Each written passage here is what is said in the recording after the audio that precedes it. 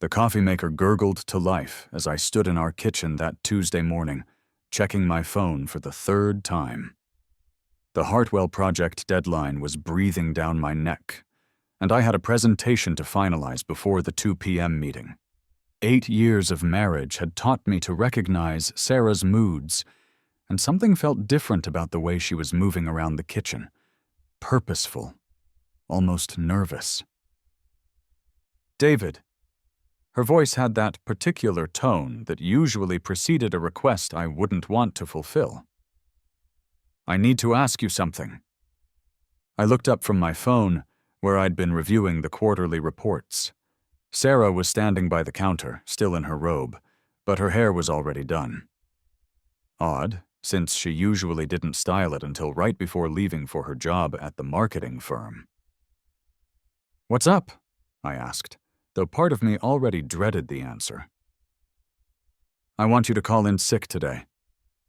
The request hit me like cold water. "Sarah, you know I can't do that. The Hartwell presentation is this afternoon, and if we land this client—" "Just this once, David." She moved closer, her hand touching my arm. "You never take time for us anymore. When's the last time we had a day together, just the two of us?" I wanted to point out that we'd had dinner together 3 nights last week, that we'd watched 2 movies over the weekend, that I'd specifically cleared my schedule for our anniversary dinner just 2 weeks ago. But the look in her eyes stopped me. There was something desperate there, something that made me wonder if our marriage was in worse shape than I'd realized. "I've planned something special for us," she continued, her fingers tracing the sleeve of my shirt. "Something we both need." The guilt hit immediately. Had I been that absent? I'd been working longer hours lately, true, but that was temporary. The promotion to senior project manager meant proving myself, and landing Hartwell would secure our financial future. Sarah had always understood that before. "What kind of special something?" I asked, though I was already mentally calculating how to reschedule the presentation. "It's a surprise. But David, I really need this. We need this." I looked at her face, at the way she was biting her lower lip, something she only did when she was genuinely worried. 8 years of marriage had to count for something. Maybe she was right. Maybe I had been too focused on work. "Okay," I heard myself saying. "Let me call Morrison." The relief that flooded her expression was immediate and intense. She kissed my cheek quickly, almost gratefully, before turning away to fidget with her phone. "Tell him you've got that stomach bug that's been going around," she said, not looking at me. "You know, the one Jennifer from your office had last week?" I paused, fingers hovering over my boss's contact information. Sarah had always been ethical to a fault. The fact that she had a ready-made lie prepared felt strange, but I pushed the thought aside. People called in sick for mental health days all the time, right? The call to Morrison was awkward but brief. He was understanding, told me to rest up and feel better. I felt like garbage lying to him, especially with the presentation looming, but Morrison assured me he'd handle rescheduling with the Hartwell team. When I hung up, Sarah was texting rapidly, her thumbs flying over her phone screen. "Who are you texting?" I asked. "Just coordinating the surprise," she said without looking up. "Making sure everything's ready." Something about her tone felt off, but I couldn't put my finger on what. Sarah had always been a planner, always coordinated our social events and vacations with military precision. This was probably just more of the same. "So what's the plan?" I settled into my chair with my coffee, suddenly feeling strange about being home on a Tuesday morning. "When does this surprise begin?" She finally looked up from her phone, and I caught something in her expression that vanished too quickly for me to identify. "Actually," she said, already moving towards the hallway, "I need to run out and pick up a few things first. You should stay here and rest, really sell the sick day thing." "I thought we were spending the day together."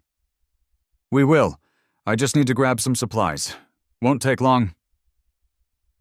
Before I could respond, she was heading upstairs, her phone buzzing with what sounded like incoming calls. I sat in the kitchen, listening to the muffled sound of her voice from our bedroom, unable to shake the feeling that something was wrong with this picture. By the time Sarah came back downstairs, she was fully dressed and made up in a way that seemed excessive for running errands. She wore the blue dress I'd bought her for her birthday last year, the one she usually saved for nice dinners or work events.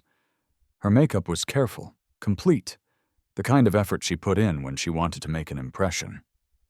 "You look nice," I said, meaning it but also confused by it. "Where exactly are you shopping?" "Oh, just around." She was checking her reflection in the hallway mirror, adjusting her earrings. "I want to look put together. You never know who you'll run into." Her phone buzzed again, and she glanced at it with an expression I couldn't quite read before quickly silencing it. "Popular morning," I observed. "Just work stuff," she said quickly. "You know how Jennifer gets when she's planning events." But it was Tuesday morning, and Sarah's team didn't usually coordinate events mid-week. I'd learned her schedule pretty well over the years. Tuesday was typically her report writing day, the quiet day when she caught up on analysis and strategy planning. "I thought you said you took the day off too," I said. "I did. This is just leftover coordination." She kissed me goodbye, a quick peck that felt more obligatory than affectionate, and headed for the door. "I'll be back in a couple of hours," she called over her shoulder. "Try to rest. Maybe watch something on Netflix." The door closed behind her, and I found myself sitting in our living room, officially sick, but feeling perfectly fine, with no idea what my wife had planned or when she'd be back. The silence felt strange. I'd been working so much lately that I'd forgotten what our house sounded like when it was just me. I tried to settle into the couch with my laptop, thinking I might as well catch up on some reading while I waited, but my mind kept circling back to Sarah's behavior. The dress, the makeup, the secretive phone calls, the vague timeline. None of it felt like her usual style. Sarah was direct, organized, specific. When she planned surprises, she gave me itineraries. "Be ready by 6. Wear the blue shirt. We'll be back by 10. This morning's vagueness was completely unlike her. I walked into the kitchen to refill my coffee, and noticed her tablet on the counter, the screen still glowing. Sarah must have forgotten it in her rush to leave. She was always forgetting things when she was nervous or excited. Keys, sunglasses, her gym bag. It was one of her endearing quirks. But as I reached to close the tablet so the battery wouldn't drain, a message notification popped up on the screen. "Marcus, can't wait to see you today. It's been too long." I stared at the message, my brain taking a moment to process what I was seeing. Marcus. I didn't know any Marcus in Sarah's life. Not from work, not from her friend group, not from anywhere. The tablet was still unlocked, the message thread still visible. Before I could stop myself, before I could think about privacy or trust or any of the marriage rules we'd established, I was scrolling up through the conversation. "Sarah. I can't wait either. David's calling in sick, so we'll have all day." Marcus. "You're amazing. I love how you handle these things." Sarah. "I just want to be with you without worrying about time." Marcus. "After today, maybe we should talk about making this more permanent." Sarah. "I know. I think about it all the time." The messages went back for weeks, months, long conversations about feelings and frustrations, plans for meetups, intimate jokes and references I didn't understand. Photo exchanges that made my stomach turn. Details about their physical relationship that made me feel sick in a way that had nothing to do with any fictional stomach bug. I scrolled further back, watching their relationship develop in reverse. The first messages were from 6 months ago, starting innocently enough. Sarah complaining about work stress, Marcus offering support. But it escalated quickly, too quickly. Sarah. David works all the time now. I feel like I'm married to a ghost. Marcus. You deserve someone who sees how incredible you are. Sarah. Sometimes I wonder what would have happened if I'd met you first. Marcus. It's not too late to choose what makes you happy. I set the tablet down carefully, my hands shaking slightly. 6 months. She'd been having an affair for 6 months, and I'd been completely oblivious. Worse than oblivious, I'd been calling in sick to my job so she could spend the day with him. The request this morning suddenly made perfect sense. She didn't want us to spend time together. She wanted me out of the way so she could bring him here, to our house, to our bed, without any risk of me coming home unexpectedly. I thought about her outfit, her careful makeup, her nervous energy. She wasn't preparing for a day with me. She was preparing for a date. My first instinct was to call her, to confront her immediately. But something stopped me. Maybe it was the methodical part of my brain that had made me successful in project management. Maybe it was simple self-preservation. But I realized that I needed to understand the full scope of what I was dealing with before I made any moves. I took screenshots of the most damning messages, sent them to my own email account, and carefully placed the tablet back where Sarah had left it. Then I sat down and tried to think clearly about what I'd discovered and what I was going to do about it. The next 2 hours felt like falling down a rabbit hole I never knew existed. Once I started looking for signs of Sarah's affair, they were everywhere. So obvious I couldn't believe I'd missed them. Her work trips that had increased in frequency over the past few months. The new workout routine that conveniently took her out of the house for hours at a time. The way she'd become protective of her phone, taking it to the bathroom, charging it on her side of the bed instead of the kitchen counter where it used to live. I found myself going through our shared calendar, cross-referencing her claimed activities with her actual whereabouts as revealed in the text messages. The pattern was systematic and thorough. Sarah hadn't been having a casual affair. She'd been conducting a full-scale double life. The business trip to Chicago last month? She'd actually been at a hotel 2 towns over with Marcus. The weekend girls' retreat with her college friends? Another hotel? Another lie? The evening yoga classes that ran late? Sometimes yoga, but often dinner dates that she'd documented in loving detail in her messages. What struck me most was how calculated it all was. This wasn't a moment of weakness or a mistake that had gotten out of hand. Sarah had been deliberately and systematically betraying our marriage while looking me in the eye every morning and accepting my kisses goodbye. I realized I was gripping my coffee mug hard enough to hurt my fingers. 8 years of marriage. 8 years of building a life together. Of shared dreams and joint investments and talked about children and retirement plans. 8 years of me working extra hours and traveling for business and making sacrifices because I thought we were building something together. The most painful part wasn't even the affair itself. It was the realization that while I'd been working to secure our future, she'd been planning her exit strategy. While I'd been worried about providing for us, she'd been exploring her options. While I'd been faithful and committed and focused on us, she'd been auditioning my replacement. I found myself thinking about the past few months with new clarity. Her decreased interest in sex, which I'd attributed to work stress. Her irritability when I had to travel for business, which I'd thought was about missing me. Her new hairstyle and wardrobe updates, which I'd assumed were about feeling good about herself. She'd been pulling away from me emotionally and physically while getting closer to someone else. And I'd been too focused on work and too trusting in our marriage to notice the signs.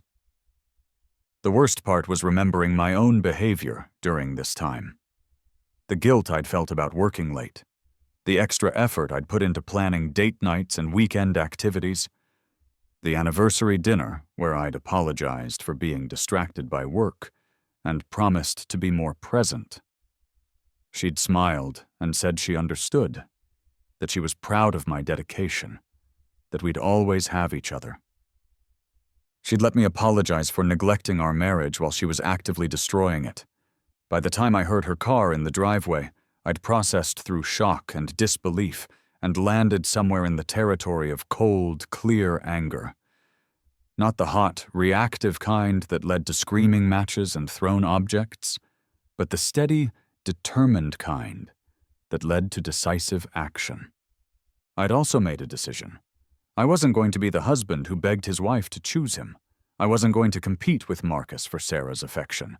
I wasn't going to try to win her back or convince her that our marriage was worth saving. She'd already made her choice. She'd been making it for 6 months. Every time she met him, every time she lied to me, every time she came home and acted like the loving wife while planning her next deception. Now I was going to make mine.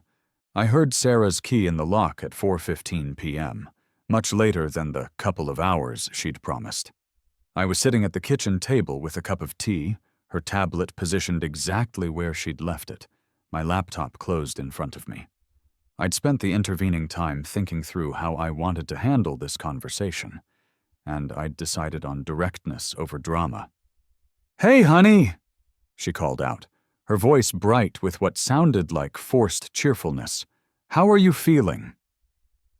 "Much better," I said, which was true in a way she wouldn't expect.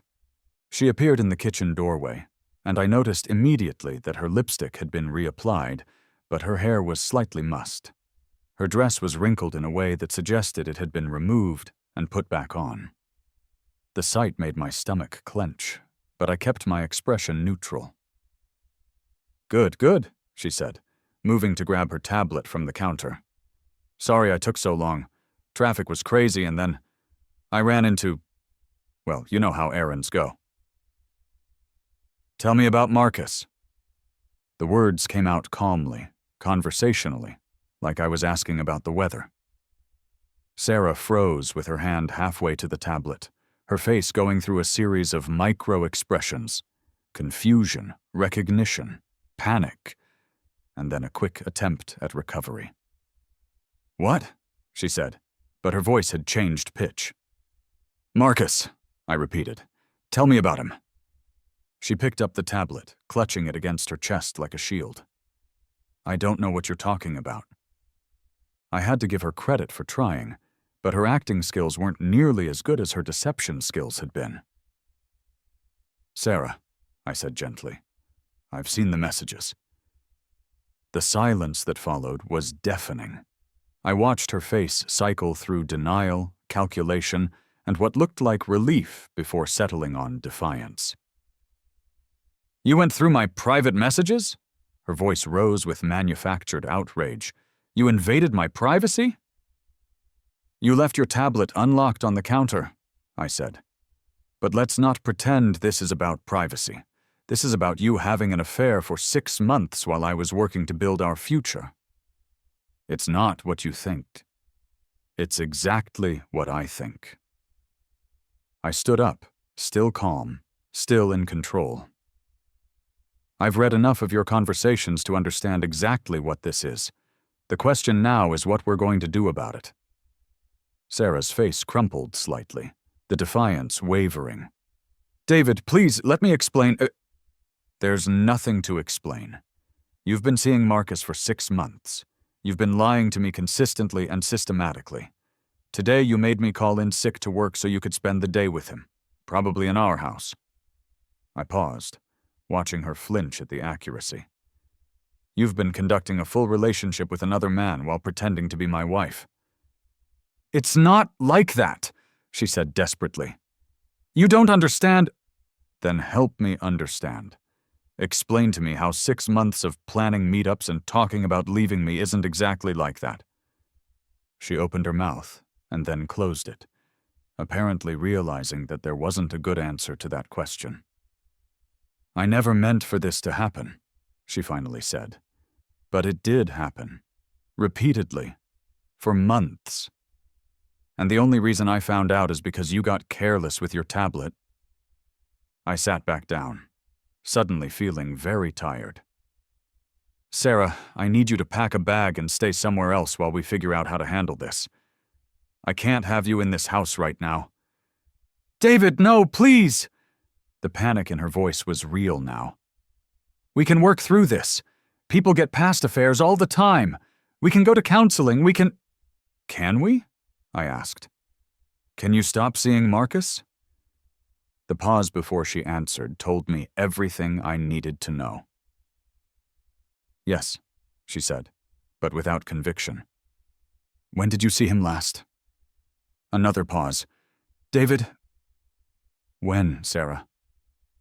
"Today," she whispered. "Where?" The Marriott downtown. Our anniversary hotel. The place we'd stayed for our first wedding anniversary because we couldn't afford anything fancier. She'd taken him to our place. "I want you out of the house by Sunday," I said quietly. "That gives you 4 days to find somewhere to go and pack what you need." "David, please, you're throwing away 8 years over one mistake." This wasn't one mistake. This was hundreds of choices, hundreds of lies, hundreds of opportunities to stop and remember that you were married. I looked at her, really looked at her, and felt something fundamental shift inside me.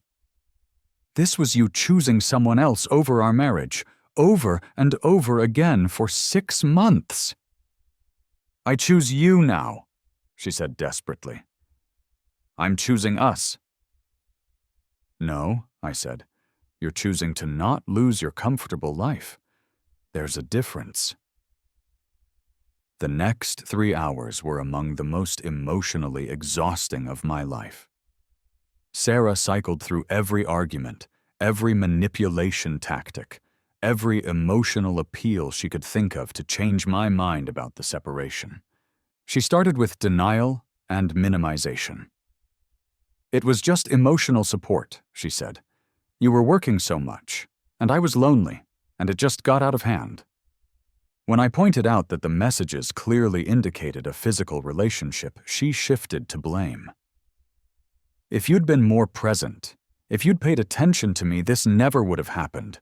You pushed me into this." "I pushed you into Marcus's bed by working to provide for our future?" I asked. "You pushed me away by caring more about your career than your marriage." It was a low blow, and she knew it. I'd been working extra hours for us, for the promotion that would give us financial security, for the future we'd planned together. But Sarah had reframed my dedication as neglect to justify her betrayal. When blame didn't work, she tried bargaining. "I'll cut off all contact with him immediately. I'll change jobs if I have to. We'll go to counseling 3 times a week. I'll do whatever it takes." "Why didn't you do whatever it took 6 months ago when you first started having feelings for someone else?" I asked. "Why didn't you come to me then and say our marriage needed work?" She didn't have an answer for that. Next came the promises. "I love you, David. I've always loved you. This thing with Marcus, it's not real, it's just fantasy, just escape. You're my husband. You're my life. If I'm your life, why have you been planning a different one with him?" I wasn't planning anything. We were just talking. I pulled out my phone and read from the screenshots I'd taken. "Marcus, after today, maybe we should talk about making this more permanent." "Sarah, I know, I think about it all the time. That's not just talking, Sarah." Her face went white. She'd forgotten about that particular exchange. The manipulation got more desperate as the evening wore on.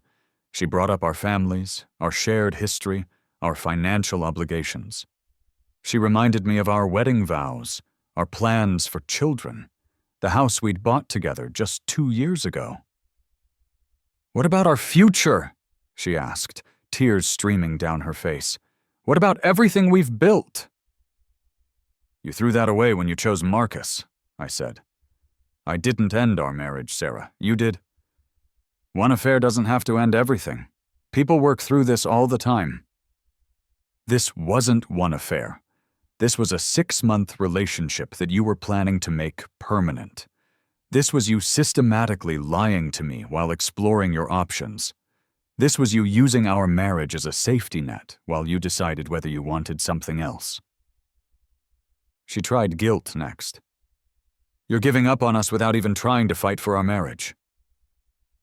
I'm not going to fight for a marriage that only one person is committed to. I'm not going to compete with Marcus for my own wife's affection. You wouldn't have to compete. I'm choosing you. You're choosing the stability I provide. That's not the same thing. By midnight, she'd exhausted her arguments and collapsed into grief and self-pity. I've ruined everything, she sobbed. I've destroyed the best thing in my life. Yes, I said, not unkindly. You have. How can you be so cold about this? I thought about that question.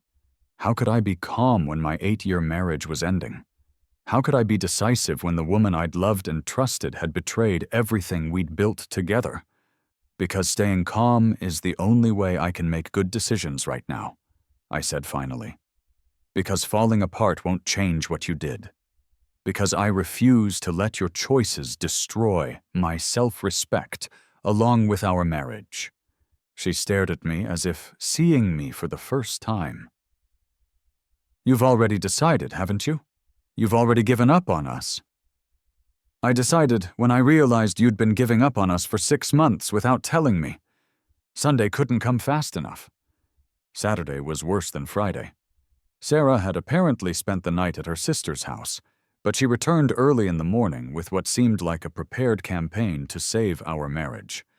She'd clearly been strategizing, probably with help from her sister, and she came armed with new arguments and approaches. I talked to Rebecca, she said, referring to her older sister who'd been divorced twice. She said that if I'm willing to do the work, you should be willing to try. She said marriage requires forgiveness. Rebecca's marriages ended because her husbands cheated on her repeatedly, I pointed out. Is that really the expert advice you want to follow? Sarah's face flushed, but she pressed on.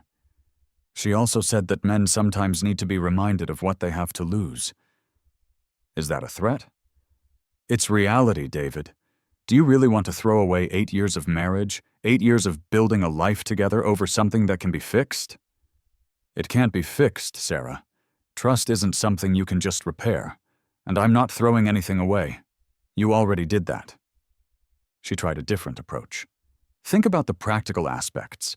The house, our finances, our friends, everything we've built together. The house can be sold. Our finances can be divided. Our friends will choose sides or stay neutral. None of that is more important than my self-respect. Self-respect? Her voice got sharp. Or pride? Are you ending our marriage because you're too proud to forgive? That one stung because it was designed to. Sarah knew me well enough to know that I'd always struggled with the line between self-respect and stubborn pride. But I'd thought about this question extensively over the past 2 days. There's a difference between forgiveness and being a doormat, I said. I can forgive you for having the affair. I can understand that marriages go through difficult periods and people make mistakes, but I can't pretend that 6 months of systematic deception was a mistake. I can't build a future with someone who was planning a different future with someone else. I wasn't planning anything concrete. Sarah, stop. I've read the messages. I know what you were discussing with him. You were planning a life together. The only reason you want to save our marriage now is because your affair got exposed before you were ready to leave. She was quiet for a long moment, and I thought maybe she was finally going to be honest with me. Instead, she tried manipulation. What if I told you I was pregnant? I stared at her. Are you? What if I was... That would be a conversation for you and Marcus, since I haven't touched you in over a month. Her face fell. She'd been hoping I wouldn't remember that detail, but I remembered everything now. Our physical relationship had essentially ended around the time her affair had gotten serious. I'd attributed it to stress and work pressure. Now I understood she'd been getting her needs met elsewhere. David, please, I love you. I made a terrible mistake, but I love you. Do you? I asked. Or do you love the life we built? Do you love the security I provide? Do you love the idea of not having to start over at 32? I love you, she insisted. but her voice lacked conviction. "When did you fall out of love with me?" I asked gently. "Because you must have, to do what you did." She started crying again, but this time it felt performative, calculated to generate sympathy rather than expressing genuine emotion. "I never fell out of love with you. I got confused. Marcus made me feel special, made me feel seen. You were always working, always focused on your projects, and he was there listening to me. So this is my fault for working to build our future? No, but you have to understand." "I understand perfectly. You felt neglected. So instead of talking to your husband about it, you started a relationship with another man. Instead of working on our marriage, you checked out of it while planning your next one." She was quiet for a long time. Then she said, "What if I can make you fall in love with me again?" "Sarah," I said, and my voice was gentler than it had been all weekend. "I'm not the one who fell out of love. You are. And you can't make someone fall in love with someone they can't trust." Sunday afternoon, she packed her bags and left for her sister's house. We barely spoke during the process. What was there left to say? Monday morning, I called Morrison and told him I'd be coming in, but might need some flexibility over the next few weeks for legal appointments. I didn't go into detail, just said I was dealing with a family situation that required professional help. Morrison was understanding without being nosy. "Take whatever time you need," he said. "And David? The Hartwell presentation went well on Friday. We rescheduled for Thursday this week if you're up for it." The normalcy of work talk felt surreal after the weekend I'd had, but also grounding. Whatever was happening with my marriage, I still had a career, still had professional goals, still had a life beyond my relationship with Sarah. My first stop after work was a consultation with a divorce attorney. James Mitchell came recommended by a colleague who'd gone through his own divorce 2 years earlier. Mitchell's office was downtown, professional but not intimidating, and he had the demeanor of someone who'd handled enough marital breakdowns to maintain perspective without becoming cynical. 8 years, no children, joint assets including a house, he summarized after I'd explained my situation. "Any complications I should know about?" "Define complications." "Hidden assets, business interests, concerns about behavior that might affect settlement." I thought about Marcus, about whether Sarah's affair was relevant to divorce proceedings. "She's been having an affair for about 6 months. I have documentation." Mitchell nodded matter-of-factly. "This is a no-fault state, so adultery doesn't typically affect asset division unless there was significant financial misconduct, spending marital money on the affair, for example. But it can impact other aspects of the settlement, and it's worth documenting anyway." We talked through the process, the timeline, the likely outcomes. Mitchell was thorough and realistic without being discouraging. "Based on what you've told me, this should be relatively straightforward," he said.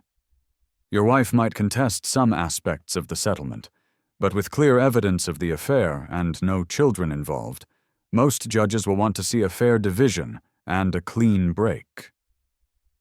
"How long?" I asked. "If she cooperates, 3 to 6 months. If she fights it, longer."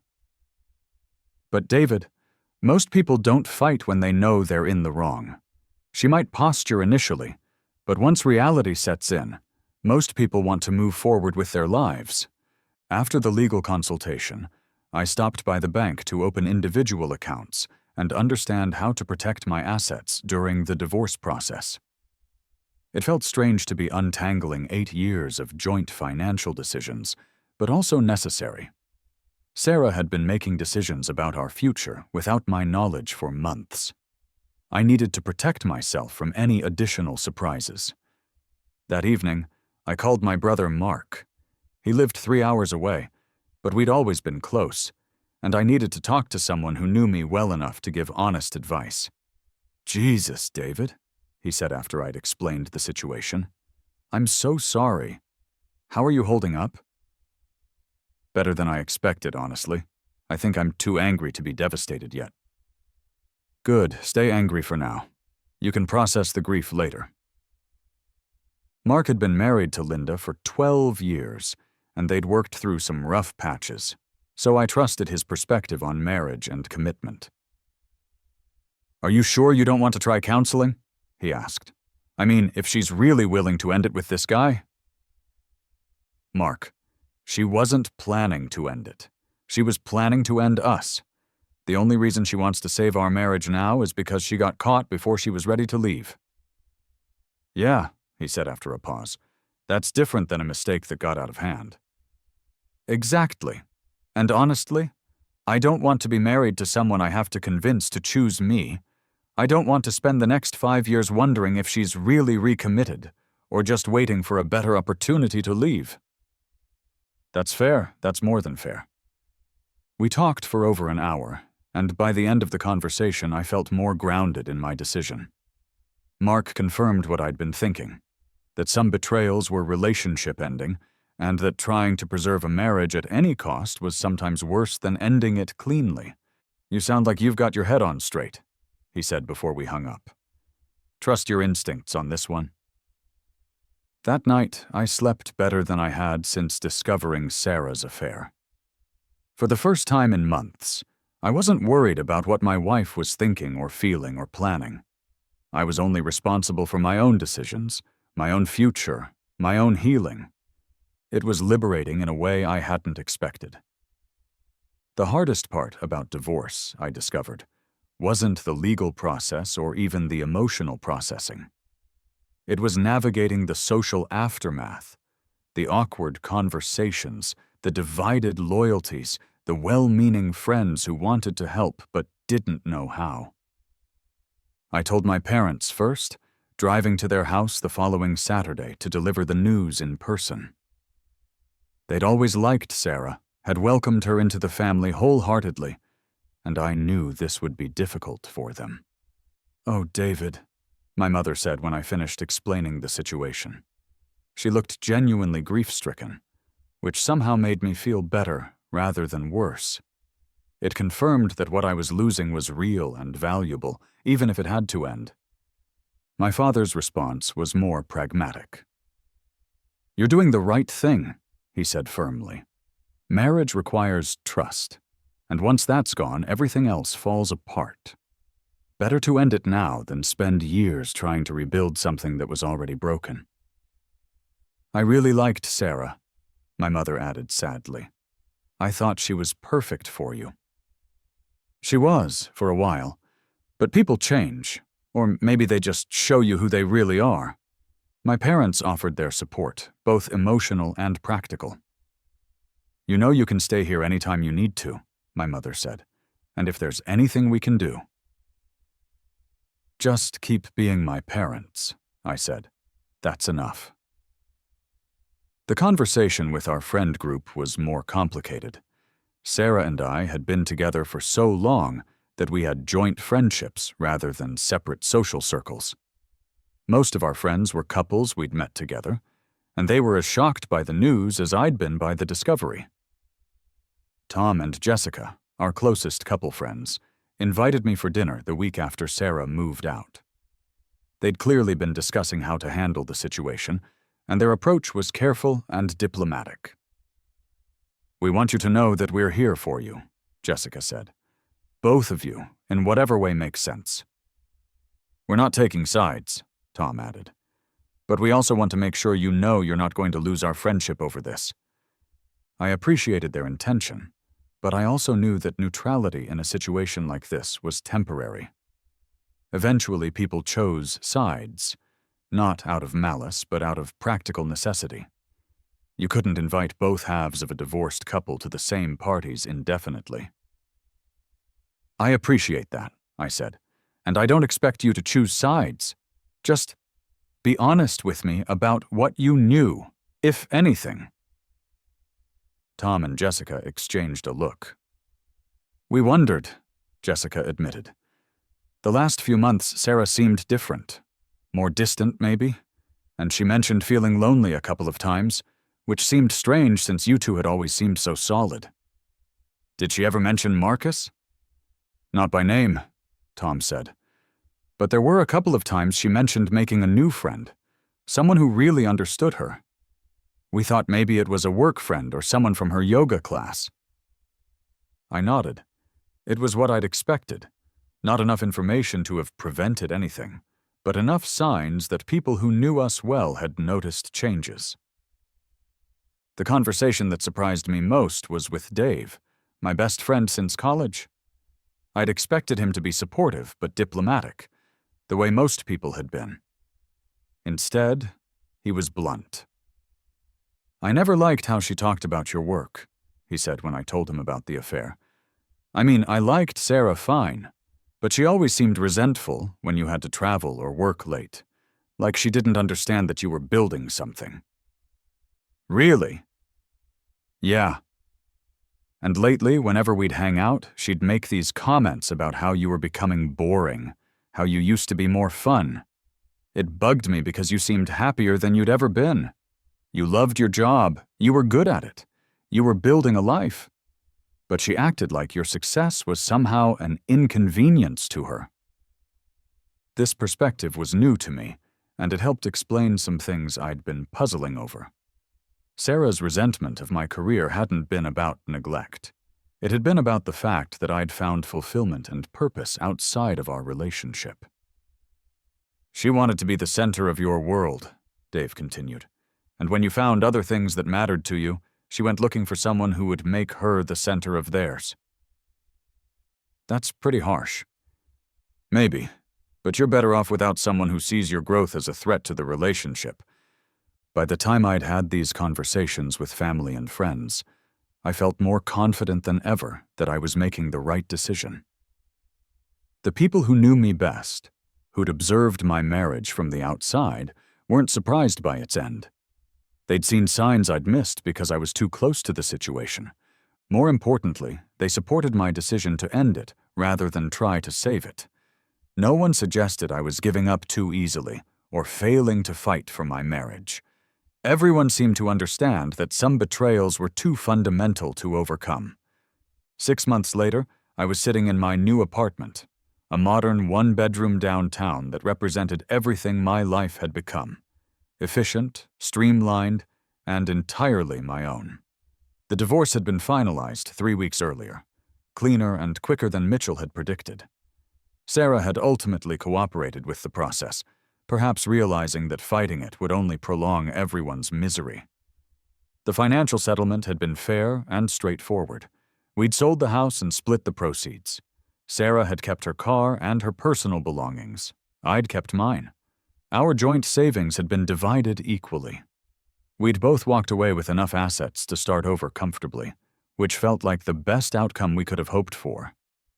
I'd heard through the mutual friend network that Sarah's relationship with Marcus had imploded about 2 months after our separation. Apparently, he'd turned out to be less available for a full-time relationship than he'd been for an affair. According to Jessica, who'd stayed in touch with Sarah despite everything, Marcus had been married himself, a detail that Sarah had either overlooked or chosen to ignore during their affair. I felt no satisfaction in learning about Marcus's deception. If anything, it made me sad for Sarah. She'd destroyed our marriage for someone who'd been using her the same way she'd been using me, as a safety net, as an option, as something convenient rather than something cherished. But Sarah's choices and their consequences weren't my responsibility anymore. I'd spent the first month after our separation obsessing over what she was doing, who she was seeing, whether she regretted her decisions. Dr. Patricia Santos, the therapist I'd started seeing, had helped me understand that this kind of monitoring was normal, but ultimately unhealthy. "You're trying to make sense of senseless actions," she'd said during one of our sessions. "You're looking for logic in emotional decisions, for patterns in chaotic behavior. But sometimes people make choices that don't make sense, even to them." Therapy had been more helpful than I'd expected. I'd been skeptical initially. I was handling the divorce well. I was functional. I wasn't falling apart. What did I need therapy for? But Dr. Santos had helped me understand that processing a major betrayal was about more than just getting through it. It was about understanding why I'd missed the signs, learning to trust my instincts again, and building healthier patterns for future relationships. You have a tendency to prioritize other people's comfort over your own needs, she'd observed after several sessions. You noticed signs that something was wrong in your marriage, but you dismissed them because acknowledging them would have required difficult conversations. She was right. I'd seen Sarah's distance, her schedule changes, her emotional withdrawal. But instead of addressing these concerns directly, I'd assumed they were temporary stress-related issues that would resolve themselves. I'd been conflict avoidant in a situation that required direct confrontation. What would you do differently if you noticed similar signs in a future relationship? Dr. Santos had asked. I'd bring them up immediately, I'd said. I'd rather have uncomfortable conversations early than devastating discoveries later. Work had become a refuge during the divorce process, but also a source of genuine satisfaction. The Hartwell project had been successful, leading to a significant contract and my promotion to senior project manager. My colleagues had been professionally supportive without being intrusive, and I'd found myself more focused and productive than I'd been in months. "You seem lighter," Morrison had commented during my performance review. "More engaged, more decisive. Whatever personal stuff you were dealing with, it seems like you've worked through it." He was right. Removing the stress of a failing marriage, the energy drain of constant worry about Sarah's happiness and our relationship status, had freed up mental and emotional resources I'd forgotten I had. I was sleeping better, thinking more clearly, and approaching both work and personal decisions with more confidence. I'd started dating again about 4 months after the separation. Nothing serious, just coffee dates and casual dinners to remind myself that I could connect with people, that I was capable of building new relationships. The process had been awkward initially. I'd been out of practice at being single, at presenting myself as an individual rather than half of a couple. But it had also been liberating. I'd forgotten what it felt like to have conversations with someone who was genuinely interested in my thoughts and opinions, who asked about my work because they cared about my life, rather than because they resented the time it took away from them. I hadn't fallen in love again, wasn't ready for anything serious, but I'd rediscovered that I was fundamentally a person who enjoyed connecting with others. Sarah's affair hadn't damaged my ability to trust. It had just made me more selective about who I trusted. The divorce had also rekindled relationships that had been neglected during my marriage. I'd been spending more time with my brother Mark and his family, driving to visit them every few weeks. I'd reconnected with college friends who'd gradually faded from my life as Sarah and I had become more insular. I'd joined a hiking group and a photography club, pursuing interests that I'd set aside during the years when all my free time had been devoted to couple activities. "You know what's funny?" I said to Mark during one of our phone calls. "I'm happier now than I was 6 months ago. Not because my marriage ended, but because I'm not spending all my energy trying to save something that was already gone." "That makes perfect sense," he'd replied. "You were working harder on your marriage than she was. Now you get to put that energy into things that actually give you something back." Looking back, I could see that the signs of Sarah's emotional departure had been there for months before her affair started. She'd been pulling away, becoming critical, losing interest in our shared goals and activities. I'd interpreted this as a rough patch that required more effort from me, but it had actually been her preparing to leave. The affair hadn't been the cause of our marriage's problems, it had been the symptom. Sarah had checked out emotionally long before she'd checked out physically. Marcus had just been the catalyst that allowed her to formalize a departure she'd already been planning. Understanding this had been crucial to my healing. I hadn't lost my wife to another man. I'd lost her to her own dissatisfaction with the life we'd built together. Marcus could have been anyone. He'd just been convenient, available, and different enough from me to represent the alternative life she'd been craving. This realization had allowed me to stop taking her betrayal personally. Sarah's affair hadn't been a judgment of my worth as a husband or a man.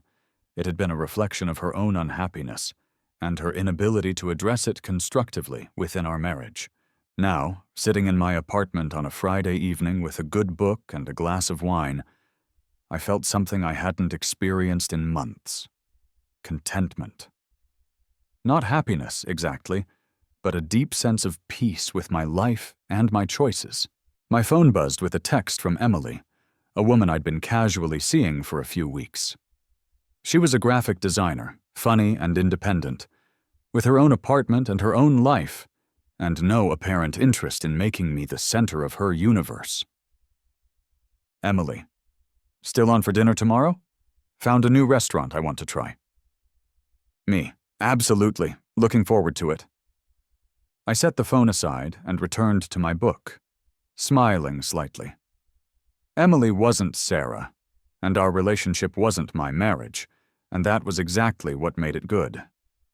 I was building something new, something based on mutual interest rather than dependency, something that enhanced my life rather than defining it. Sarah had made me call in sick so she could spend time with Marcus. I'd called it quits on our marriage. 6 months later, I could see that both decisions had led me exactly where I needed to be. I was alone, but not lonely. Single, but not isolated. Starting over, but not starting from nothing. I had my career, my family, my friends, my health, and my self-respect. I had learned hard lessons about trust and communication, and the difference between working on a relationship and enabling someone else's bad behavior. Most importantly, I had learned that I was capable of making difficult decisions when they needed to be made, even when those decisions cost me something I valued. I'd chosen my dignity over my marriage, my future over my past, and myself over the comfortable lie that love alone could overcome any betrayal. It had been the right choice. I was sure of that now. The next time someone asked me to compromise my integrity for their convenience, whether in romance or friendship or work, I'd remember this experience. I'd remember that some requests were actually tests of your boundaries, and that failing those tests cost you more than passing them ever could. Sarah had tested my boundaries and found them solid. I'd passed her test, even though she'd failed mine. I was proud of that, and I was ready for whatever came next.